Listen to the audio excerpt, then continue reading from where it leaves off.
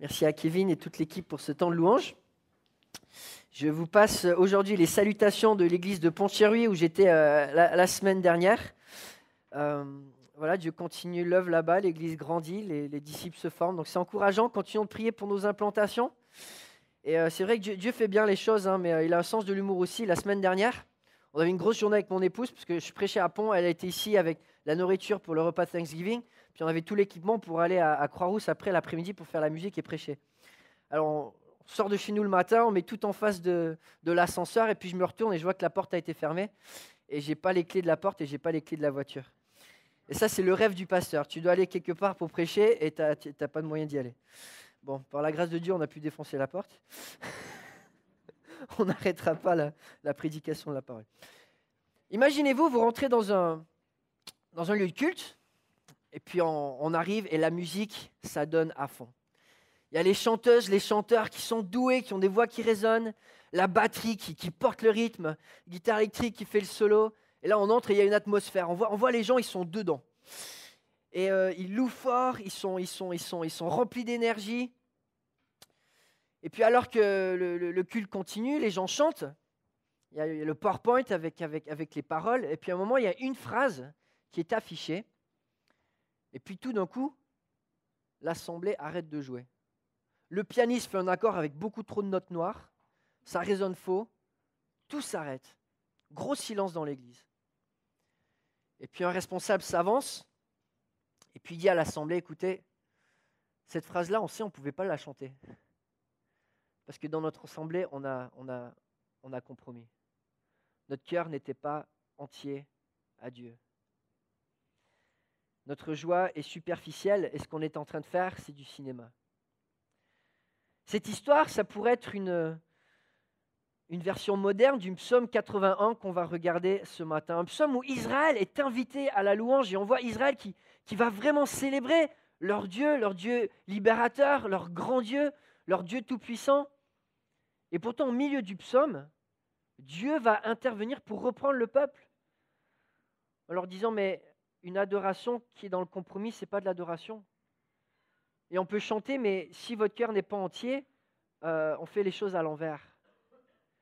Et dans ce psaume-là, on voit un psaume où ça commence, et on a l'impression qu'on vit quelque chose de très fort, et puis au milieu, il y a Dieu qui intervient pour dire, écoutez, dans le test de l'épreuve, votre adoration n'était pas là. Et du coup, les paroles que vous chantez, vous ne pouvez plus les chanter. Il doit y avoir une réparation, il doit y avoir une repentance, il doit y avoir du renouveau. Et en regardant ce psaume ce matin, le psaume 81, on va regarder à trois aspects de la louange qui nous encouragent à vivre une vie engagée pour Dieu sans compromis et à offrir à Dieu une adoration qui est sans compromis. Le psaume commence avec un appel à l'adoration. Un appel à l'adoration par le leader Asaph.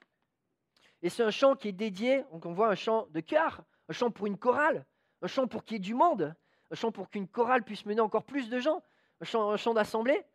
Et c'est mené par Asaph, le numéro 1 de la louange de l'époque. Asaph, c'était le chef de la louange. Lorsque David fait venir l'arche de l'Alliance à Jérusalem, il va choisir un homme pour conduire la louange dans ses célébrations, et ça va être Asaph. Et une fois qu'il a choisi Asaph, et il voit comment Asaph conduit la louange, il se dit, mais ce gars-là, je le garde. Et il l'établit pour être chef de la louange en Israël. Et Asaph était vraiment un conducteur de louange hors pair. Non seulement il était interprète, il pouvait chanter, il pouvait jouer, mais il écrivait aussi des psaumes, il écrivait des cantiques, et c'était un homme de Dieu. Un conducteur de louange comme on les aime, un conducteur qui apporte le peuple vers l'adoration. Et là, on imagine la scène, on a le meilleur conducteur de louange peut-être de la nation, le plus doué, et un homme de Dieu qui a préparé un cantique. Et le peuple est venu pour une célébration, pour une fête annuelle. Il y a peut-être des milliers de gens, peut-être des dizaines de milliers. C'est une grande fête. Et les gens sont venus pour adorer Dieu, pour se rappeler de Dieu, de ce qu'il a fait pour Israël. Et on voit, ça commence bien, cet appel à l'adoration. Et Asaph va dire, chantez avec allégresse vers Dieu, notre force, poussez des cris vers le Dieu de Jacob.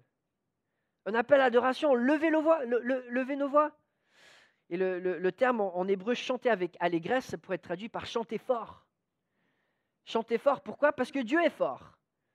Et quand on a un Dieu qui est si puissant comme on l'a chanté, qui délivre de la mort, du jugement, du péché, enfin, de dire mon sauveur était innocent, il me donne la vie éternelle, ça n'a pas de sens. Quand on chante ces vérités, on a envie de les chanter fort parce que c'est fort, c'est puissant.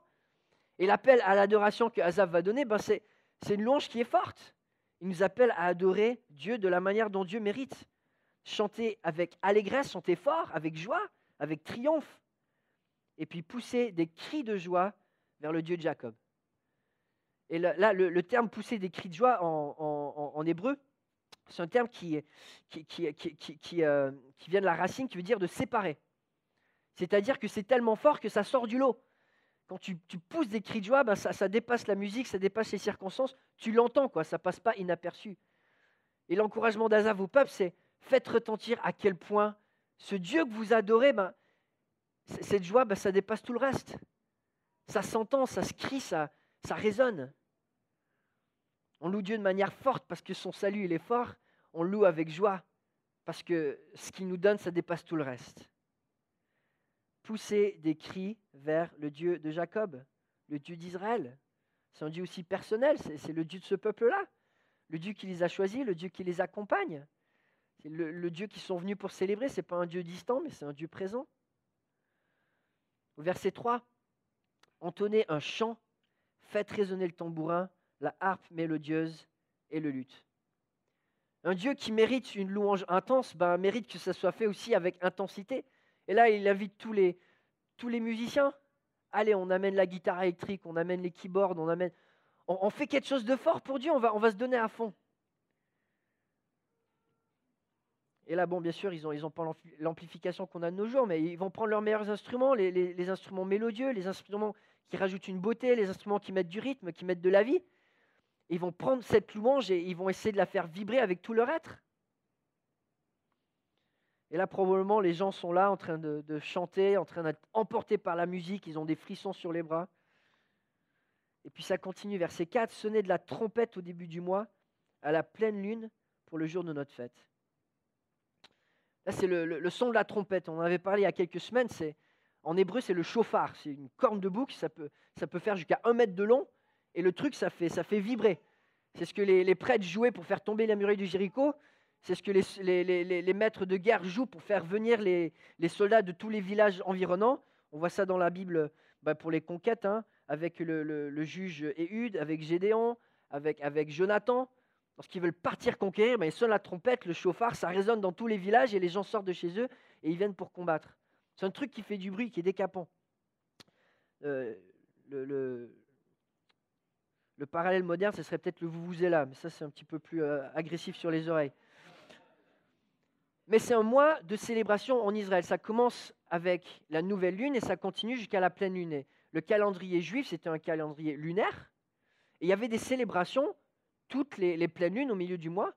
Et là, dans ce mois-ci, on va le voir, une célébration qui commence au 1er jour, au 15e jour, c'est probablement le 6e ou 7e mois, autour de septembre-octobre, où il y a plusieurs célébrations dans ce mois-là.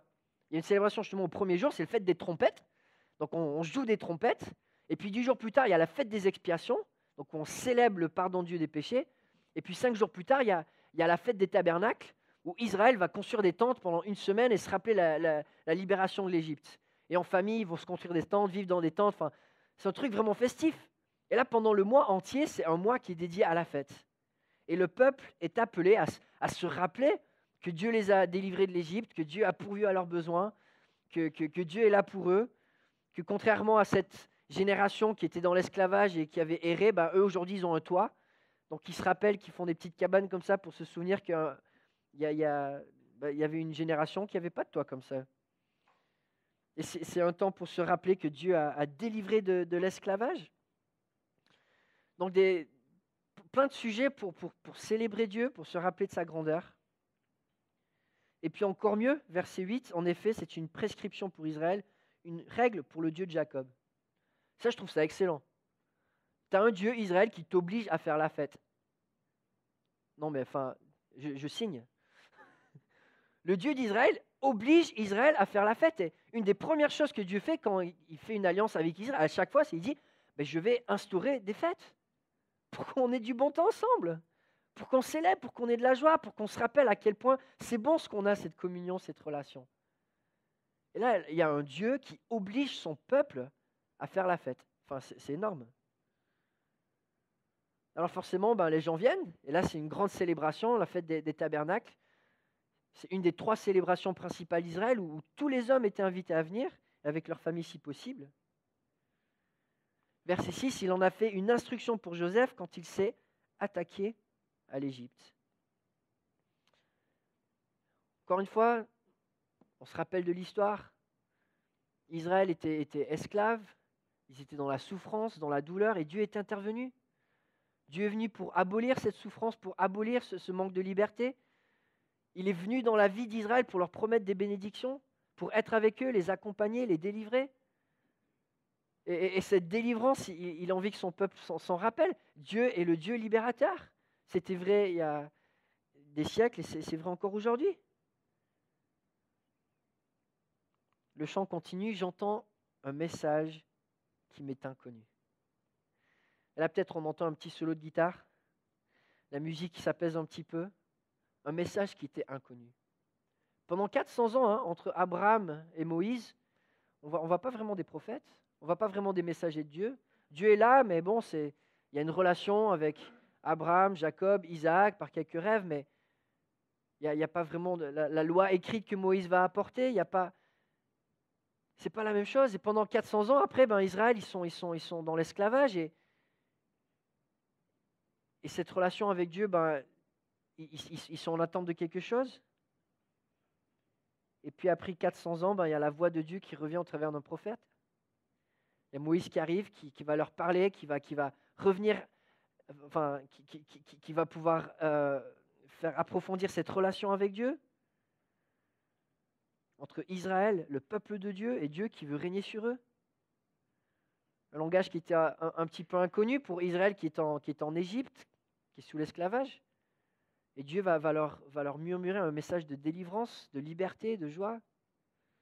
Verset 7, voici le message, j'ai déchargé son épaule du fardeau et ses mains ont lâché la corbeille.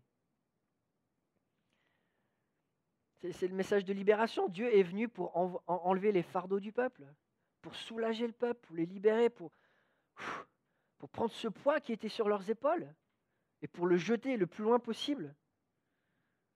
Le verbe pour décharger, on pourrait le traduire par enlever. Et puis ces mains ont lâché, ça pourrait être traduit par libérer, c'est une séparation. Dieu, il a pris la corbeille, il a jeté loin ce fardeau qui était, il l'a envoyé tellement loin et on ne le voit plus. Il a pris le fardeau, la peine, la douleur du peuple d'Israël et il l'a enlevé le plus loin possible pour qu'Israël puisse vraiment, vraiment être soulagé. Verset 8, tu as crié dans la détresse, je t'ai délivré, je t'ai répondu au cœur de l'orage. On voit le Dieu qui répond dans la détresse, le Dieu qui est présent. Quand Israël a crié, Dieu il a accouru. Il est venu rapidement. C'est ce qu'on voit dans l'Exode. Le peuple d'Israël crie et Dieu il arrive. Dieu il arrive et il intervient en personne. Il va faire des miracles lui-même, des choses spectaculaires. Il va révéler toute sa gloire dans l'orage. On pense à la nuée, on pense à la présence de Dieu qui était là. Une présence que le peuple de Dieu va venir célébrer dans le temple de Dieu alors qu'ils sont réunis une fois de plus pour célébrer son nom. La présence de Dieu qui célèbre dans cette louange en commun. Et il se rappelle de ces tonnerres, de ces éclairs, de cette présence tellement glorieuse de Dieu. Le peuple est invité à se replonger dans cette nuée, dans cette gloire de Dieu. L'invitation à l'adoration, elle est tellement belle. Et puis on arrive à la fin du verset 8. Je t'ai mis à l'épreuve près des eaux de Mériba. Je ne connais pas beaucoup de chants de louange de nos jours qui incluent cette phrase. Qui va dire je t'ai mis à l'épreuve. Et c'est intéressant cette histoire de Mériba. Si vous connaissez un petit peu dans l'Ancien Testament, Israël, quand il avait soif, quand il avait faim, a testé Dieu. Il a testé Dieu. On voit en Exode 17 qu'il y a cette rébellion du peuple contre Dieu. Et il est écrit, donc Moïse appela cet endroit Massa et Mériba parce que les Israélites lui avaient cherché querelle et avaient provoqué l'Éternel en disant, « L'Éternel est-il au milieu de nous, oui ou non ?» Une fois que le peuple était testé, ils avaient vu Dieu libérer, faire les miracles, les plaies, etc. Mais là, ils avaient faim. Et quand ils ont faim, quand ça ne va pas comme ils veulent, ils disent, mais est-ce que Dieu est vraiment là? Est-ce que toutes les autres bénédictions, finalement, c'est un petit peu un accident ou des choses qui me sont dues? Et que finalement, quand Dieu devrait être là, il n'est pas là? Et le peuple met Dieu à l'épreuve. Et là, c'est ironique dans ce passage qu'il est écrit que Dieu met à l'épreuve le peuple. Donc ça va dans les deux sens. Dieu met le peuple à l'épreuve, il lui met un test pour voir où est sa foi. Et le peuple répond en mettant Dieu à l'épreuve. En lui répondant, bah t'es où? T'es où? Et là, la louange, ça avait l'air d'aller tellement bien. C'était tellement engageant, c'était tellement festif. On était tellement bien dans ce moment d'adoration avec les mains levées où on est emporté. Et puis en une phrase, l'ambiance est cool. Mais ton cœur, il est où, Israël? Ton cœur, il est où quand tu as faim? Quand tu es testé, quand les choses ne vont pas comme tu voudrais? Est-ce que tu continues d'adorer ou ton adoration, finalement, elle n'est pas là? Et à la fête des tabernacles, le peuple de Dieu venait adorer Dieu pour deux choses. C'était la délivrance d'Égypte, mais aussi la provision pour la nourriture. Les fêtes que Dieu avait données, c'était aussi des fêtes saisonnières qui allaient avec les moissons, avec les récoltes. Et le peuple se réunissait pour célébrer que voilà, Dieu pourvoyait à leurs besoins. Et là, c'est pas facile parce qu'ils viennent pour célébrer, mais ils ont faim peut-être. Quand j'ai demandé à mon grand-père quelle était la chose la plus difficile qu'il a vécue pendant la Deuxième Guerre mondiale, il m'a dit que c'était d'être jeune et d'avoir faim et de ne pas avoir à manger. Et là, le peuple, il a faim. Et le test, c'est pas un test facile, d'avoir faim. C'est pas un test facile. Mais là, la musique s'arrête et le psaume marque une pause, un Sélah. Cet accord avec plein de notes noires qui résonne, et puis il y a le silence parce que le peuple ne peut plus continuer de chanter. Parce qu'ils le savent, il y a de l'hypocrisie dans leur chant, il y a du compromis. Et là, on passe du centre de l'appel à l'adoration à la raison de l'adoration, au centre de l'adoration. On voit au verset 9 à 11, pourquoi est-ce qu'on adore? Et la confrontation de Dieu avec son peuple, verset 9 et 10 en premier, écoute mon peuple, et je t'avertirai, Israël, si seulement tu m'écoutais, qu'il n'y ait au milieu de toi aucun autre Dieu, ne te prosterne pas devant des dieux étrangers. Ça non plus, ce n'est pas des choses qu'on met souvent dans nos cantiques de louange. Arrêtez d'adorer des idoles, de faire des compromis. Et quelle scène, au milieu du moment de louange, Dieu interrompt pour dire, mais vous vous rendez compte que vous êtes en train de m'adorer alors que vous avez des idoles dans votre cœur? Mais arrêtez! Et Dieu intervient et dit, je vais vous avertir. Et le terme en hébreu pour avertir, ça vient de la racine du mot témoin. Ils sont pris en flagrant délit. Dieu sait ce qu'ils ont fait. Il est témoin du mal qu'ils ont fait. Il vient leur avertir du mal qu'ils ont fait. Et là, le climat change. Je vais t'avertir. C'est comme l'enfant qui est pris en flagrant délit, qui est envoyé dans sa chambre et puis il attend son père ou sa mère pour venir faire des remontrances. Mais ce n'est pas juste une remontrance, on voit Dieu qui plaide pour son peuple. Israël, si seulement tu voulais m'écouter. On voit le cœur de Dieu qui encore et encore vient vers son peuple. Un Dieu qui a tellement envie d'avoir cette relation avec le peuple. C'est cette relation où ce n'est pas mélangé, où ce n'est pas sale, où ce n'est pas dans un compromis constant, où Dieu, on l'a chanté, Dieu il nous donne tout au travers de Jésus-Christ, mais pour qu'il y ait une relation, faut qu'on soit prêt à tout recevoir aussi. Dieu nous a fait à son image. Et comme un miroir. Mais si on voile une partie du miroir, on casse une partie du miroir, on ne peut plus refléter Dieu, on peut plus l'adorer vraiment pour qui il est.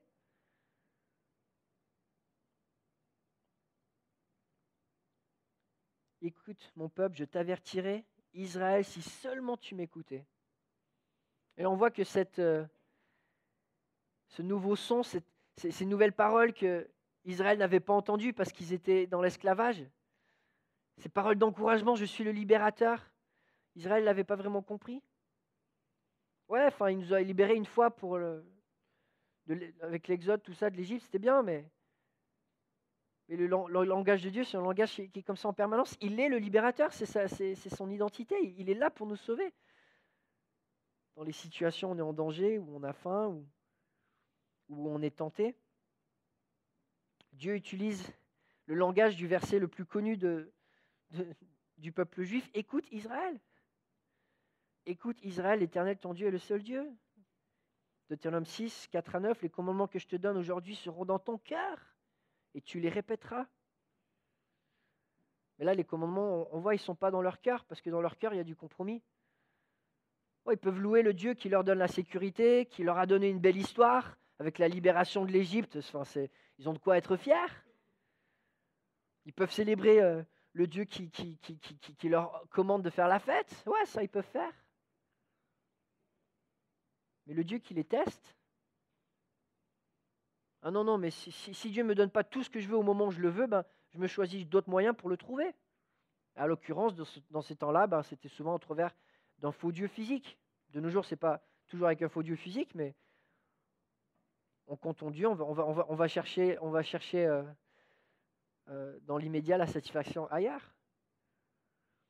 La chose qui m'a le plus choqué quand j'ai habité en Israël pendant 4 mois, j'ai eu l'occasion d'étudier là-bas, on était allé faire des fouilles archéologiques avec un grand archéologue à Jérusalem. Et si vous, en ce moment, je suis en train de lire 1 et 2 Samuel, et quand David conquit la ville de Jérusalem, il demande, mais qui c'est qui pourra passer par le canal pour aller conquérir la ville? Et si vous avez visité un petit peu Jérusalem et les alentours, vous allez voir que la ville historique, on appelle la ville de David, Jébus, enfin Jérusalem, c'était fortifié avec des grandes fortifications.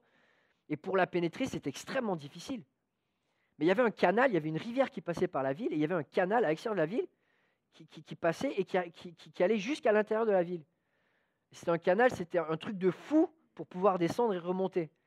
Qui c'est qui va pouvoir le faire? Et on voit Joab, un des grands guerriers d'Israël, qui va le faire et qui va réussir à rentrer dans la ville et puis après à conquérir la ville. Et du coup, on était justement dans ce canal qui avait déjà été creusé, mais avec le temps, il a été rempli de poussière. On était en train de creuser ce canal pour trouver pour trouver un petit peu des richesses archéologiques. Et donc, on est avec cet archéologue et il nous montre une petite idole qu'il a trouvée.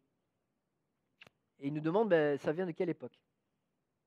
Alors je dis, bon, je ne sais pas, de l'époque où ils sont partis à Babylone, parce qu'ils étaient tellement dans l'idolâtrie. Il dit, non, ça vient du temps du roi David. Du temps du roi David, mais il y avait tout le système qui était en place, il y avait les chants, il y avait le Lévite, il y avait le temple, ça allait tellement bien. Et puis il répond, ouais, mais du temps de David, on en trouve plein. Ah ouais. Le peuple d'Israël constamment se faisait des faux dieux, même quand ça allait bien. Parce que quand il y avait des défis, ils cherchaient ailleurs. Et là en particulier, on ne sait pas vraiment quand le psaume a été écrit, mais Asaph, c'est un contemporain de David. Et dans la vie de David, on sait qu'à un moment, il y a une famine de 3 ans. Et il y a eu des moments où le peuple, il a eu faim. Et dans l'alliance que Dieu avait faite avec Israël, il leur avait dit clairement, si vous êtes fidèles à mon alliance, je vais vous donner l'abondance, mais si vous n'êtes pas fidèles, il va y avoir des conséquences, il va y avoir la famine. Et je vais faire ces choses pour vous ramener à moi. Et là, on voit qu'il y a 3 ans de famine. Donc le peuple s'est endurci contre Dieu pendant longtemps. Il y a beaucoup d'idolâtrie. Et en même temps, le test, il est dur parce qu'on sait la conséquence de la famine, souvent c'est la mort. Et c'est moins facile le dimanche matin de venir adorer quand on a quelqu'un qu'on connaît qui est mort. Parce qu'il avait faim. Mais Dieu nous rappelle que l'adoration, ce n'est pas quelque chose qui est centré sur nous. Ce n'est pas quelque chose qui est centré sur nos circonstances. On adore Dieu pour qui il est. Verset 11, « Je suis l'Éternel qui t'a fait sortir d'Égypte. » C'est la même phrase avec laquelle il se présente quand il va donner les 10 commandements. C'est moi l'Éternel, il n'y en a pas d'autre. C'est moi le libérateur, c'est moi qui donne tout, c'est moi la source de toutes les bénédictions. Une fois de plus, il plaide pour son peuple. C'est moi. C'est moi qui vous donne ce dont vous avez besoin. Cherchez pas ailleurs. Si votre adoration elle est mitigée, votre vie, elle n'aura plus de sens. Je suis le Dieu qui vous a fait sortir d'Égypte. Mais une fois de plus, on se rappelle avec quelle puissance Dieu a fait sortir le peuple d'Égypte, avec tous les miracles, avec tant d'amour, avec tant de pardon, même après le veau d'or. C'est le même Dieu qui est là et qui leur dit « Mais c'est moi, je suis là ». Un Dieu qui était là même quand le peuple avait été testé dans le désert. J'aime beaucoup ce verset en Deutéronome 2,7 où il est écrit « Voilà 40 ans que l'Éternel, ton Dieu, est avec toi, tu n'as manqué de rien ». Israël, dans le désert, on pourrait dire, d'un point de vue mondain, physique, ils n'avaient rien. Ils étaient dans des tentes, mangeaient de la manne tous les jours, mangeaient le même repas tous les jours, pendant 40 ans. Ça fait quand même beaucoup. Hein. Ça fait quand même beaucoup. Pas la verdure, pas les villes, pas l'animation. Enfin. Et pourtant, Dieu leur dit, mais vous avez manqué de rien parce que j'étais là. Deutéronome 29, verset 5, il est écrit « Je t'ai conduit pendant 40 années dans le désert, tes vêtements ne se sont pas usés sur toi et ton soulier ne s'est point usé à ton pied. » Mon Israël, en 2 semaines, j'avais déjà brisé 2 paires de sandales. En 40 ans, leurs sandales ne se sont même pas usées. Enfin, Dieu était là tous les jours, pour les soutenir. Et alors, il leur dit « Ouvre ta bouche et je la remplirai. » T'as faim ? Mais viens vers moi, va pas chercher ailleurs. T'es faible, t'es fatigué, t'as faim, t'as soif, t'es brisé, t'es en peine. Viens vers moi. C'est moi qui donne le réconfort, c'est moi qui est libérateur, c'est moi le Dieu d'Israël. Ouvre ta bouche et je la remplirai. Fais ce pas de la foi.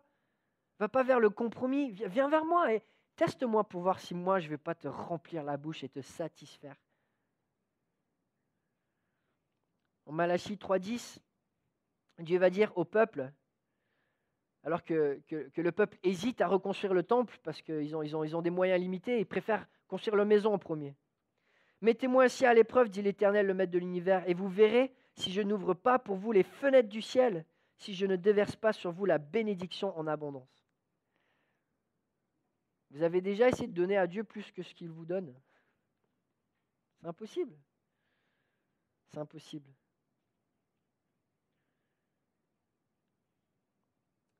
Mais là, on voit que le peuple d'Israël, il a une adoration qui est compromise parce qu'il adore Dieu dans certaines parties, mais pas dans d'autres. Ils se font des petits coins où là, ils disent, là, je me débrouille tout seul parce que Dieu, je ne sais pas si tu es assez fort, quoi. Je préfère y aller tout seul.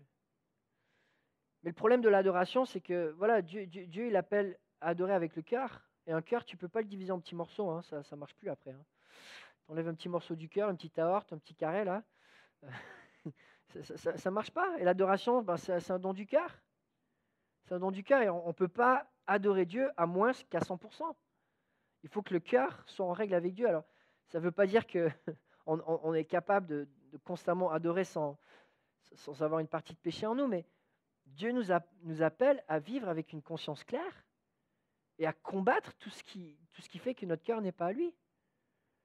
Et quand on a des compromis volontaires dans notre vie, on se dit « Ouais, mais Dieu, là, je m'en charge, ou j'ai pas besoin de toi », notre adoration, c'est plus l'adoration.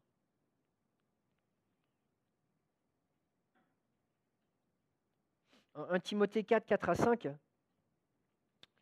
Paul nous donne un petit guide de comment adorer Dieu dans toutes les circonstances. Il va dire « Tout ce que Dieu a créé est bon et rien ne doit être rejeté, pourvu qu'on le prenne dans une attitude de reconnaissance, car cela est rendu saint par la parole de Dieu et la prière. » Vivre l'adoration en Dieu, c'est simplement pouvoir vivre avec cette attitude de reconnaissance. De savoir que dans n'importe quelle situation, on est capable de dire merci à Dieu. Et si dans une activité qu'on fait, on n'est pas capable au moment où on est de dire merci à Dieu, c'est un test qu'on n'est pas en train d'adorer.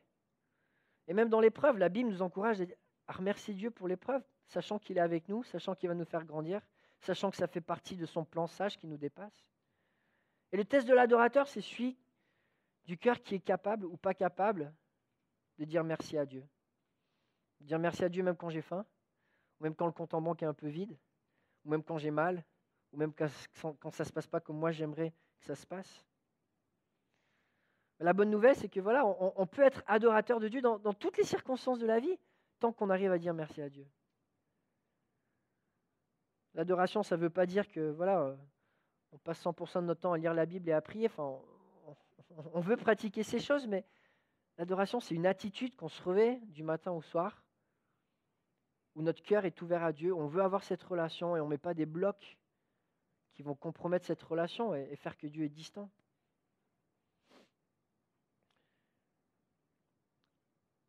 En Romains 12, verset 1, Paul écrit « Je vous encourage donc, frères et sœurs, par les compassions de Dieu, à offrir votre corps comme un sacrifice vivant, saint et agréable à Dieu.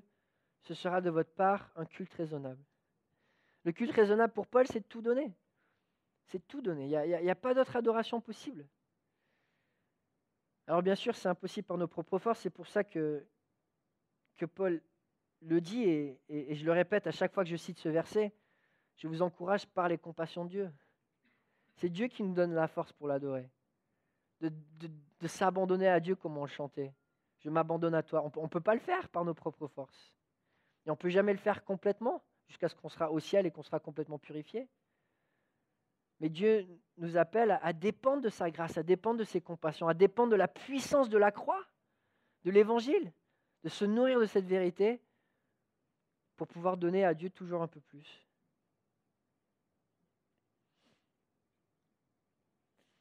J'avais un ami qui était chrétien, mais qui avait une ligne qui ne pouvait pas chanter. Il y avait quelque chose qui s'était passé dans sa vie pour laquelle mon ami ne pouvait pas dire merci à Dieu. Il avait de l'amertume. Il s'était mis à douter de la bonté de Dieu en disant si Dieu a fait ça dans cette circonstance-là, est-ce que je peux vraiment m'attendre à ce que Dieu soit bon dans le futur? Et le jour où on arrête de dire merci à Dieu, qu'on se dit il y a certaines lignes que je ne vais pas chanter, on devient misérable parce qu'on ne connaît plus Dieu pour qui il est vraiment. Je suis l'Éternel, ton Dieu. Le Dieu qui est bon, le Dieu qui pardonne, le Dieu qui est juste, le Dieu qui est saint, ça c'est notre Dieu. Et puis finalement, on voit le fruit de l'adoration. Le fruit de l'adoration, versets 12 à 17. Mais mon peuple ne m'a pas écouté, Israël n'a pas voulu de moi. Alors je les ai livrés au penchant de leur cœur et ils ont suivi leur propre projet. Là, on voit une fois que Israël se compromet, qu'il n'y a plus cette relation avec Dieu, Dieu leur dit écoutez, faites ce que vous voulez. Faites ce que vous voulez. Ils ont suivi les penchants de leur cœur, c'est un terme qui pourrait être traduit par convoitise en hébreu. Et c'est le même passage que Paul va citer en Romains chapitre 1, en disant ils se vantant d'être sages sont devenus fous, ils ont échangé la gloire du Dieu incorruptible en image représentant l'homme corruptible, des oiseaux, des quadrupèdes, des reptiles. C'est pourquoi Dieu les a livrés à l'impureté selon les convoitises de leur cœur, en sorte qu'ils déshonorent eux-mêmes leur propre corps, eux qui ont changé la vérité de Dieu en mensonge et qui ont adoré et servi la créature au lieu du Créateur qui est béni éternellement. Amen. C'est ce qu'Israël a fait. Ils ont eu des convoitises, ils ont créé des faux dieux, ils ont adoré la créature plutôt que le Créateur, ce qu'ils peuvent voir plutôt que celui en qui ils peuvent espérer. C'est le test de la vie sur terre. Est-ce qu'on fait confiance à Dieu? On ne lui fait pas confiance. Et là, on voit Israël qui va suivre les propres penchants, les propres convoitises de leur cœur en disant « je veux maintenant, et si Dieu ne me donne pas, je vais avoir avec mes propres moyens ». Mais on le voit en Romains, on le voit dans ce passage, quand on compromet, ça mène à l'amertume et ça mène à la perdition. Et pourtant, l'avertissement de Dieu, Dieu les avertit. Pourquoi? Parce qu'il a envie que ce peuple soit béni, que ce peuple connaisse la beauté et la joie qui vient quand on peut adorer Dieu avec des mains pures. Si seulement mon peuple m'écoutait, si seulement Israël marchait dans mes voies, en un instant j'humilierai leurs ennemis, je tournerai ma main contre leurs adversaires. Ceux qui détestent l'Éternel le flatteraient, le bonheur d'Israël durerait toujours. Je le nourrirai du meilleur blé, je le rassasierai du miel sauvage. Dieu parle au conditionnel. Si seulement il n'y avait pas ces compromis, il y aurait tellement plus de bénédictions que le peuple pourrait connaître. Tellement plus de bénédictions qu'on pourrait connaître dans nos vies s'il n'y avait pas le compromis dans notre adoration. Et Dieu, une fois de plus, il plaide au peuple d'Israël. Mais arrêtez ces idoles, arrêtez ces vaines convoitises. Venez vers moi, puisez votre force en moi. Venez me chercher et regardez si moi je ne vais pas vous combler. Et vous avez faim, mais je vais vous donner le meilleur du meilleur. Je l'ai fait en délivrant Israël de l'Égypte et je le ferai encore. Et ces derniers versets, je les nourrirai du meilleur blé, je les rassasierai du miel sauvage. On voit un parallèle, une fois de plus, avec Israël qui, pendant 40 ans, avait la manne, qui était une espèce de froment, enfin une espèce de blé qu'ils mangeaient, et puis l'eau qui coulait du rocher.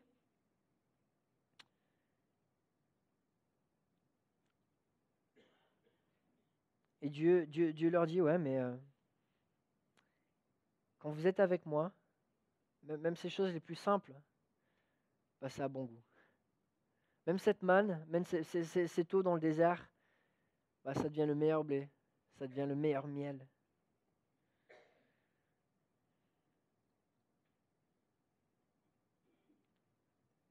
Une fois de plus, le test qu'Israël a connu dans le désert, le test qu'Israël connaît encore dans la génération d'Azaph, c'est un test de faire confiance à Dieu. Et quand on regarde au Nouveau Testament, on voit que même dans les temps de test, Dieu avait toujours été avec Israël. Et Paul, il va écrire à l'église de Corinthe en disant « Frères et sœurs, je ne veux pas vous laisser ignorer que vos ancêtres ont tous été sous la nuée et qu'ils ont tous passé à travers la mer. Ils ont tous été baptisés en Moïse dans la nuée et dans la mer. Ils ont tous mangé la même nourriture spirituelle. Ils ont tous bu la même boisson spirituelle. En effet, ils buvaient à un rocher spirituel qui les accompagnait. Et ce rocher était Christ. » Christ lui-même avait été avec Israël pendant toutes les périodes de test. Et aujourd'hui, peut-être vous passez par des moments difficiles, des moments où votre cœur est testé, des moments où vous cherchez un certain bonheur qui peut-être semble distant, certaines satisfactions qui semblent lointaines. Et Dieu nous dit, ouais, peut-être qu'il y a un moment de test, mais quand on fait confiance à Dieu, Dieu nous satisfait avec une satisfaction qui dépasse absolument tout ce que le monde peut offrir. Absolument tout. Ce qu'il faut se rappeler, c'est que Dieu est avec nous. Et il veut prendre soin de nous. Prions ensemble.